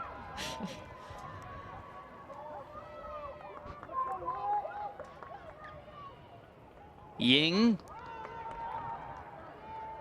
looking to keep it in and can't quite do it, but a great effort.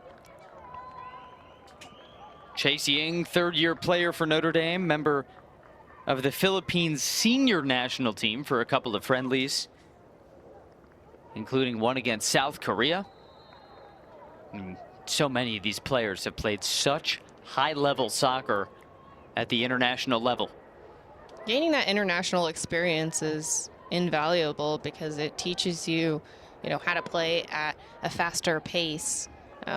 You're going to be pressured so much quicker, and it requires you to think and know the space around you. And you have to even be more dynamic as an attacker to create separation for yourself. So that experience for Ying has probably been really important to her development. How did that season you, as a young player coming up, playing some games internationally and then also transitioning into college? Actually, before my freshman year, I was at the U20 World Cup, so getting to play against the best players in the world around that age was extremely important for my growth because it showed me where I needed to develop, and also it gave me a sense of confidence because I wanted to show why I got to represent the youth national team and bring it to the college game. Iron sharpens iron, no doubt. That's before even a minute of college soccer. Kind of puts it into perspective, right? Absolutely. They definitely missed out on preseason, so that was my preseason, just making sure that I came in fit, ready to go and be ready for a 4-month season. Gauntlet season. Now that college soccer season condensed, comes quick and it goes quick. It's extremely demanding because you're playing multiple games in a week, and you're just required to stay on top of your academics and your athletics and perform when your name is called. Now foul against Penn State. Looks like they'll get Kaylee Hare for it. Here's what happened. Just an aggressive step there from Lily Boyden. This is, again, a really great opportunity for Notre Dame to serve the box. They've been looking for that back post area with those trailing runners that are coming to redirect the ball on frame or back across the box. Chase Ying, the free kick. And it rolls out of bounds.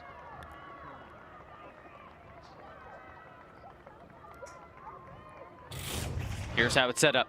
Similar type of service is how they created the penalty kick, but you can see the runners trying to get there. It's a little bit overhit because it ends up bouncing on the end line.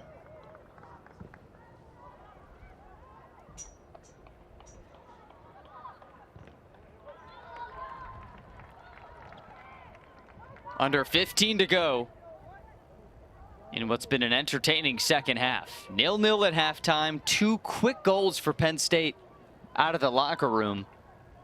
And then the Lily Joseph PK response. So 1-goal game coming into the home stretch. And Notre Dame will have a chance here.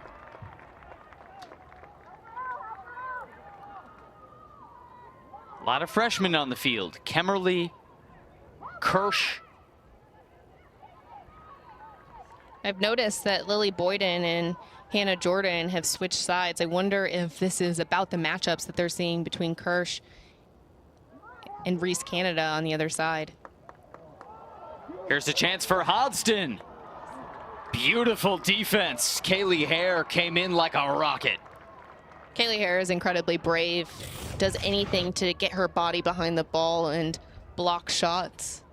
But this is the type of experience that you need from a player that's a redshirt senior, has seen it all in this game, has performed extremely well for the Nittany Lions.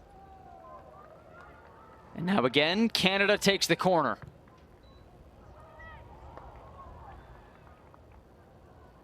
And it rolls out.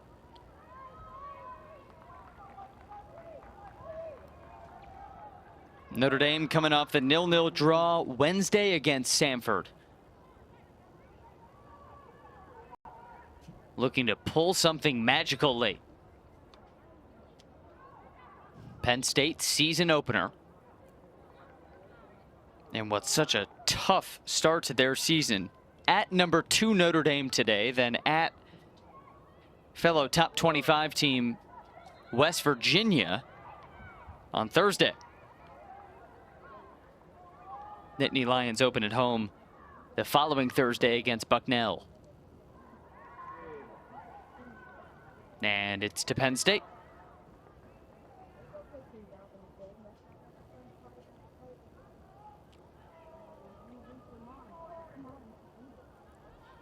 Notre Dame, meanwhile, they'll have their first road test of the season this coming Thursday at Nebraska before quick turnaround against Murray State back at home. So a lot of travel, but get both teams ready for what is a real beast of a conference season. I mean, the Big Ten is coast to coast. The ACC is coast to coast. What isn't? I guess the conferences are have the blurred lines now. You never know where they lie, but those are two extremely talented conferences that have teams that can beat you on any given day. So you've got to show up every single match ready to be the aggressor and find a way to get a result.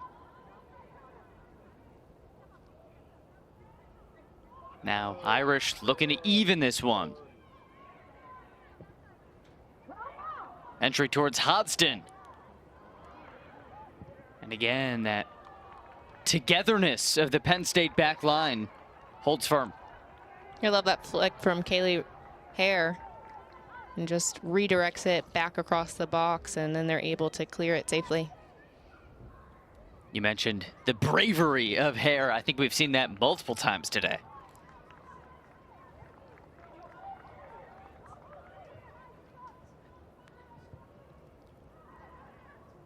Gress collects.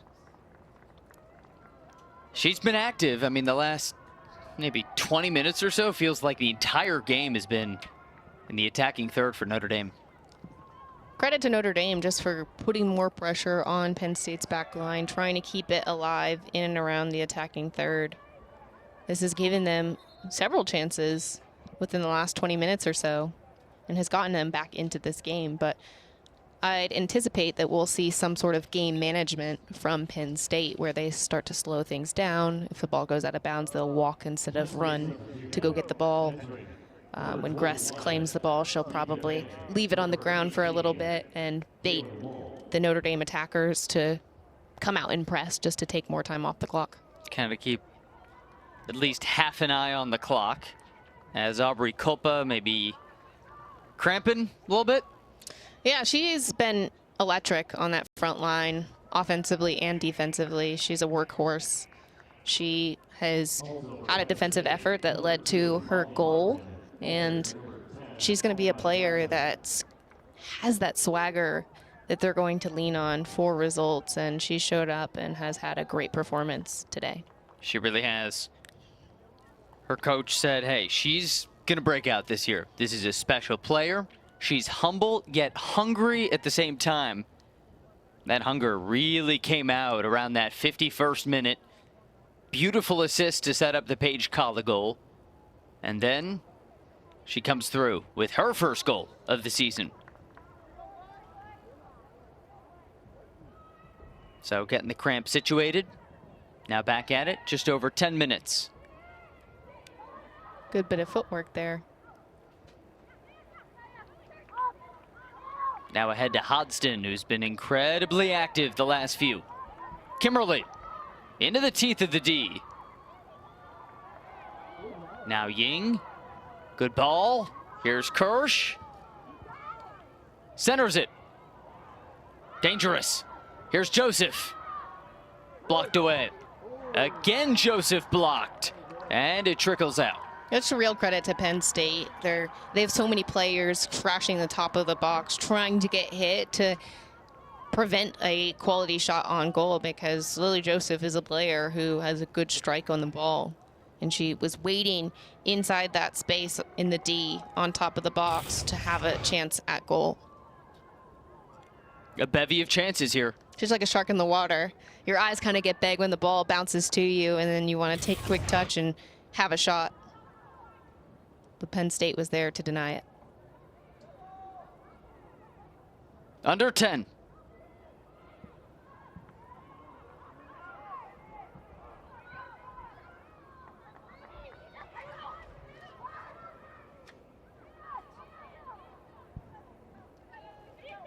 Here's Gabby Pareto, the transfer from Kentucky, towards that box.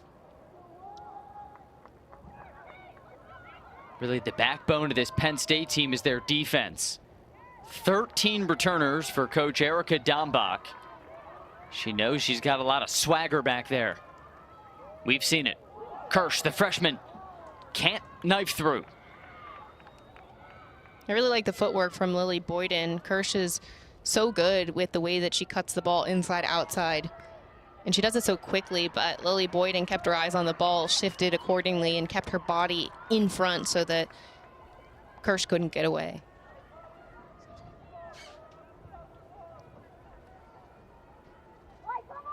Penn State hasn't really had an attacking chance last 15 minutes or so. And we saw them outshoot Notre Dame 8-3 in half one. But here in half two, outshot 11-5 in spite of the 1-goal advantage. So fewer chances, but more quality. Culpa.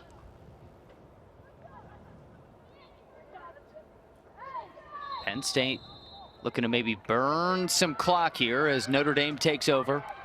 As it gets closer to the 5-minute mark or so, I would imagine that Penn State will start to take the ball towards that corner flag to take time off the clock.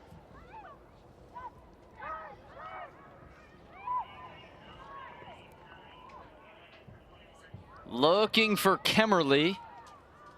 Lily Boyden chases it down and knocks it over the bleachers. Well, for Penn State, Coach Erica Dombach, she really told us last year was a bit all over the place at times, fear of the unknown coming in with a lot of fresh faces. Well, this year they've got confidence. They've got veterans. They've got grit, flair, and today Coach Dombach is on the verge of win number 300 with Penn State. That's across 20 seasons for the two-time National Coach of the Year. Coach Dombach said that her front four are playing with a ton of joy and they have been interchanging well together. And we've seen a bit of it, especially with the 2 goals created by Culpa. Kala has had a really great game as well. Everybody has been extremely active on both sides of the ball to go up 2-1. Culpa, Kala, and then we've seen Kaylee Hare, Hannah Jordan, a lot of this back line just rising to the occasion.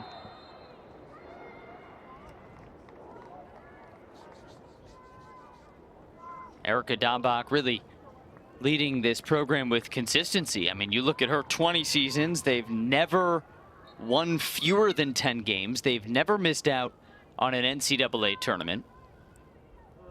This year picked 6th in a crowded Big Ten, but I don't know, those preseason rankings, they feel less relevant in today's game. I feel like as players, you don't look too much into the rankings. It's more about taking each game as they come. You want to prepare accordingly because every team that you face is going to present something differently. So it's really just important to just be focused on the game in front of you and showing up to the best of your ability to execute on the game plan. The players might not look too much at rankings, but this is a win for Penn State that could get them into the United Soccer Coaches top 25. They got 9 votes in the official poll, not enough to crack the top 25, but if they can get a road win at Notre Dame, that would do wonders as the whistle blows in front of 5 minutes.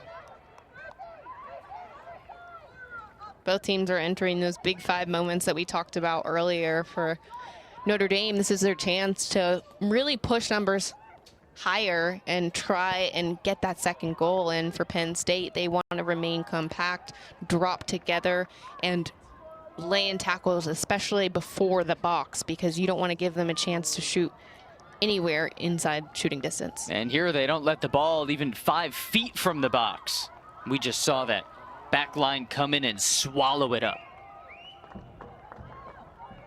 But if you look at the players on the back line, everybody's communicating, they're pointing, they're talking to each other. The energy is there just to close out this game. It's been that way from the get-go. Notre Dame's only goal was a penalty scored by Lily Joseph. They're looking to isolate this left-hand side. Kirsch has been active all game. Codd stymied.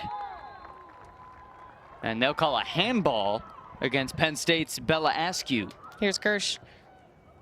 She centers it. See, that was another moment where I think she can continue to drive and not settle for the service, because as she gets closer to the goal, it's an easier shot or cross across the box. Notre Dame all-out attack now. Pareto. Into the box. Here's a chance. Joseph, and it's saved by Gress. That moment was eerily similar to the way that they created the penalty kick with the looping ball sort of towards the center of the goal. Last time towards the back post. And then they've got that trailing runner who tries to head it. But Gress did a really good job just being aggressive off her line and then follows up with the save on the second attempt. Four saves now for Mackenzie Gress. Here's the latest. Just the ball towards the middle of the goal. And that's Kemmerly, who has been extremely active. She presents such a great aerial presence. And it's definitely something that Notre Dame has coordinated here in the second half.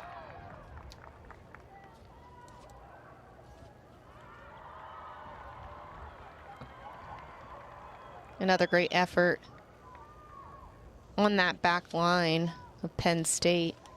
It's Lily Boyden doing everything to keep the ball out for a throw-in instead of a corner. And now it's Paige Kala. I mean, it's been a different name on just about every Notre Dame attack, Brianna. This is just a team, a back line that just strikes me as so connected. I mean, you even mentioned Kala dropping back as a forward just to help her team out, and they're remaining super compact. They're laying into tackles, and you can feel the energy start to shift as they close out the remaining 2 minutes and 39 seconds.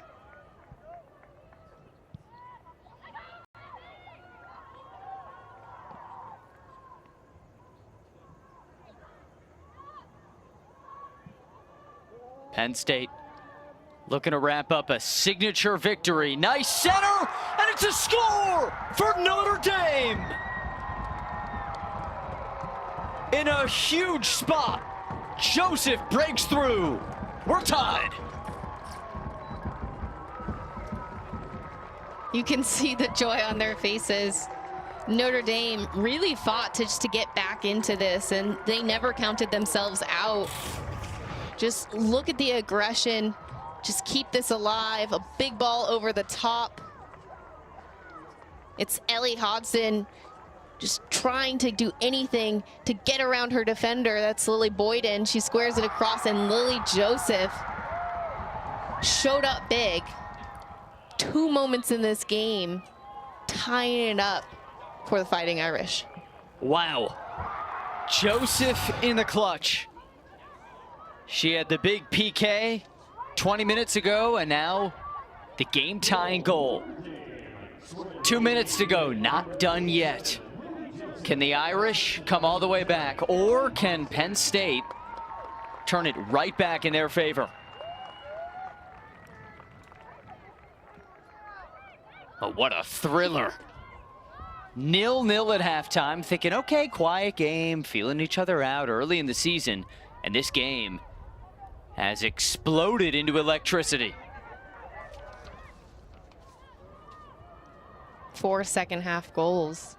Just shows that they made adjustments at halftime because there weren't too many quality chances in the first half, and both teams are going for it. But like I mentioned earlier, 2-0 isn't really a comfortable lead because the momentum shifts when the opposing team gets one back, because then they have that whisper of belief that they can tie it up and potentially even go for the win.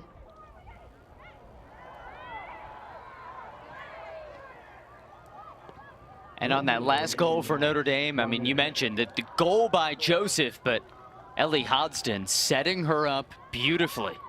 Ellie Hodgson just really fought for that ball. She had her back to pressure and managed to face up, round the defender, and squared across the box to the trailing runner, H. Joseph. Notre Dame looking to pull it off. Fans looking for a whistle. Nothing coming. 30 seconds as Gress sends it deep. It's a great opportunity for Gonzalez to go to the video board just to review this moment, because it looks like they were tripped up inside the box, which would result in a penalty kick if he finds the foul to be committed. Head referee Sergio Gonzalez going under the hood one final time as Nate Norman uses his second and final challenge. What do you see? Ellie Hodgson, just that hustle, and that looks like a foul to me. You can see just the effort tracking the ball and then try to get in front of it. That's Hannah Jordan for Penn State. Quick review. Sergio back out there. As Brianna said, an amicable ref. Now making the biggest call of the afternoon.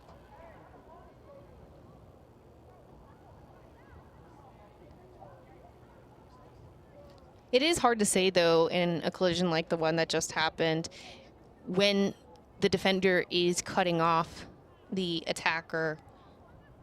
It's kind of a game of like cat and mouse. Like, does the attacker run into her legs, or does the defender, you know, intentionally trip? You know what I mean? So it can be very confusing, but that's why they have video review, just to make sure that they get the call right, because this could be a consequential moment in the game. And just reading body language, Nate Norman didn't look happy. And doesn't look like a PK is coming.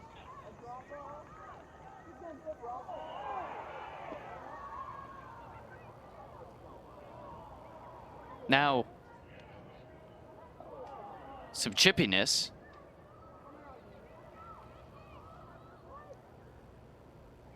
See a lot of finger pointing and screaming down there as Sergio Gonzalez explains things. So he's got Brooklyn Antonucci and Ellie Hodgson down there. I really liked the hustle from Ellie Hodgson.